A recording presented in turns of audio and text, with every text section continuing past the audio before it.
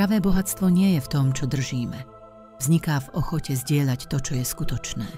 Svet hovorí, že hodnota sa meria majetkom, no vedomie, ktoré cíti hlbšie, vie, že hojnosť rastie v tichom dávaní bez očakávania. Nie všetko, čo dávame, má tvar.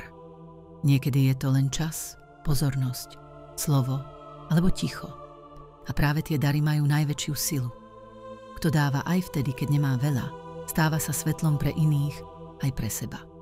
Hojnosť žiari tam, kde sa delí srdce. Biko to pripomína, že dávanie nie je stratou. Je to pohyb, ktorý nás neuberá, ale rozširuje. Tam, kde plynie láska, nie je priestor pre nedostatok. Vedomie, ktoré sa prestane báť pustiť, objavuje rovnováhu, ktorá stále zostáva. Každé gesto má silu. Úsmev, pochopenie, blízkosť. To všetko mení svet.